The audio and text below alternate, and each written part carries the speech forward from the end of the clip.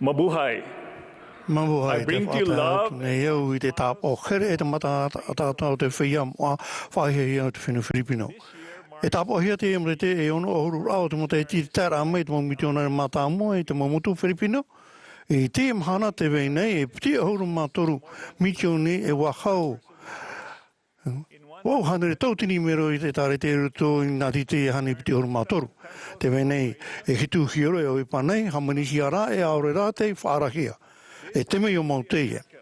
O riro tātou i tēnō ke tupur o te tau i roto e te piti nefi pene e ahuru i rawa piti ahuru maho e o ara hei ta te whatu mo whawhau a i a rātou o te pārhei e te mo motu o te moana.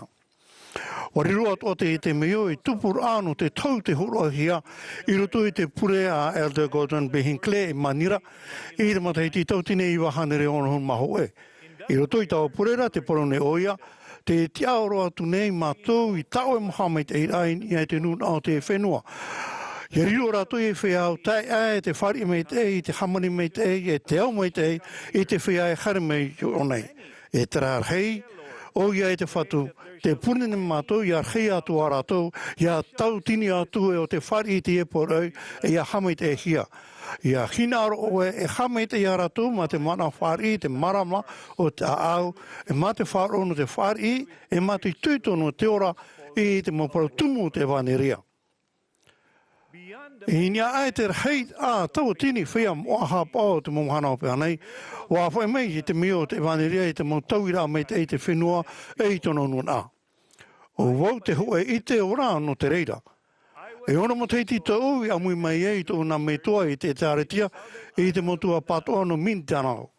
I te rira tau, hoe an amitoni ira, nā te whenua Filipino tā atoa, e a i te titi.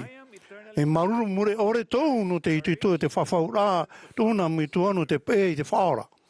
Te whaatune nei au i araua, e te mau pioni atoa o te tāretia no Filipino, wairiti rātou i te e ai hame te hia te hua ai no ananai.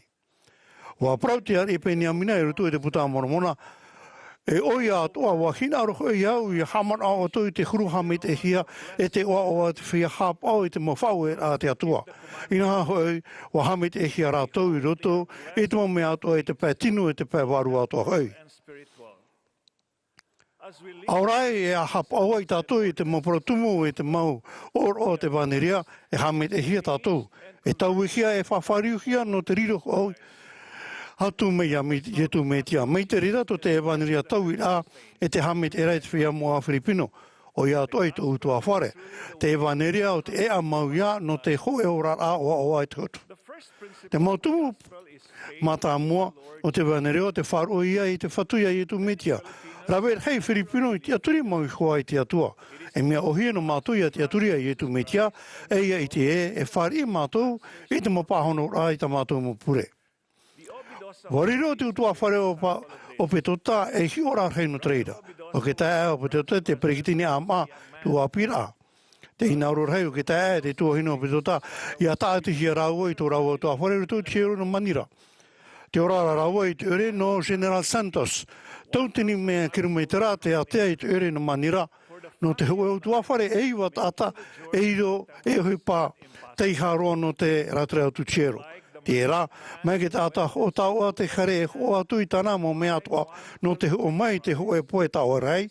Wa whauti te ena tāta whai pe poe hoa tui tō rāua whare no te o whau i te tere. Wa peapeari e o tu e ne o pe tō tēnō te mea aita tō rātou e whare i hui whahu mai rātou. Wa hapapua au tū e te ao pe tō tai ana e nā te whatu i hapa mai te reira. Wa tae te hia rato i tua whare no ke tau e no ke tau amuri no atu i roto tiro i te mo te tau tine i wāhanere o horu mā pā. I roto te hioro wa i te mei rato te hoa whaitu ore tā rato poe taua rei. E iau i te mo prau tata e o pentota wa hapa mai i te whatu. I tō rato hoi rā mei na manira mai wa horoa te teimo hoa i te wahino hora no rato. E i te hope awa whari whaho rato i tō rato i so whare e o puru mai te i te whatu i te whia e whaite i tō rato wharu i ana. Te piti o te prautumu o te evaneria o te tatrahapaia. Te tatrahapara o te whariu e a ia i te hara e te whariu i te atua no te whaore ai chara. o te tau i ai e te whiruri ai te au, mei tā Predicting Nation i hapi, o te hamet e atuar a i tā tātou oipa, e ia tātou iso nei, e te mahana tā te tei. E au roa te tatarahapa mi te pua, e taure e te pā tara aur awa rawe iau i te hipa i roto, tu e puha mi a pua i te whenua Pilipino, api me iau, e te whanhora e nā he e te rirei wha ohipa, ia anei i te mauhinu, i te whaitoa, e tua atu i te tei hāwhiri hāwai, e whātupu te rirei tu e tāua puai, no te whaore te mopateri e te motirutiro, me i te pua wariro, te trahapai hu e tāua tamara.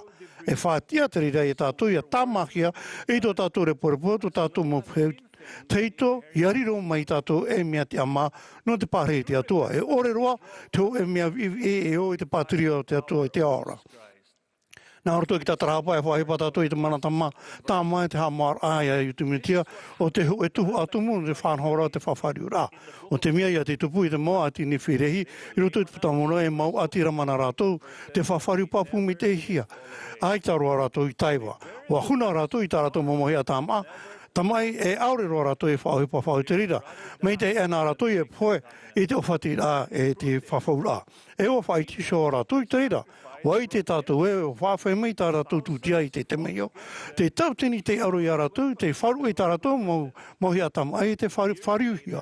Taunga te hiti muri mai, tā rātou mo te mari te māroa, tā tātou, i te mau ai te puai, te paruruhia i rutu i te aro rā te ore manauhia i poti a rātou.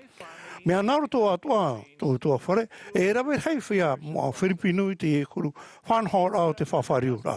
Ia whari, ana e tātou i te evanelia i Iesu Mesia i te amuira, e atu i rutu i te tāretia, e tau i tātou i tō tātou ea, e tā tātou taere no te whaatanu i te evanelia. Ti tau hia i a tātou i a wesho i te mopau hape, wa i te iau te rei nia i tō mitua tāne i tōna api rā, me i te evanelia e te i tātarahapa, e tātapuwhi awa o oia, wa wharu oia i tāna awa, e ai te aroa i tape a whahau. No te mea wa whauti oia i tauhi, e mhahu i mai iana te hami te hia. E ara ai te tatarahapa i ato te i arawe e ia hapa i te mo whawhau rana roto i te mo oro a moa. Te oro a mata moa no te whaora rā, te whātitei rā, o te papiti tūtui rā, ia matara te hara. E whātia te papiti tō rai a tātou, ia whari i te horo a te warua mai tei, e arawe te ho e whawhaura e te whatu. Te whaapini tātou i te whawhaura o te papiti tō rai, te mauhepe te mātua, a arawe i tātou i te oro a moa, e temeio atoho i te rira. Te mauta e te motua hine. Te ani nei au ia au tui a whai atu i te mo te mea uru tui tō rara. A hermei a Iesu Mesia, e a maiti te whauhipa i tō wharu iana. A tatarahapa e arawe a hapao i te whawhaura i te hia i rutu i te mo oroa no te whaurara i te whatetei rā. E whatia te rirei o tō ia nate hia te metia, e a whari i te mana e te Mohammed e rā o te atua rā. Te whai te papune iau i te huru mau i Iesu Mesia e te ora nei o ia, e wakere o ia i tātou tāte tei. Wa i te iau, e hopoi mai tāna evanelia i a tātou i te tiei rā, te hau e te oawa. E i hanua i te nei, e hame te atu arai awe tei, e rawe hei o te mau uino anan hei. Te ie te tumo te nen hei, e te mahanahana o te mata ata o te whea moa no Filipino. E temeio te ie no te evanelia, e te hapira tumo a te metia, te whai te papune iau i te rira, te o Iesu Mesia. Amene.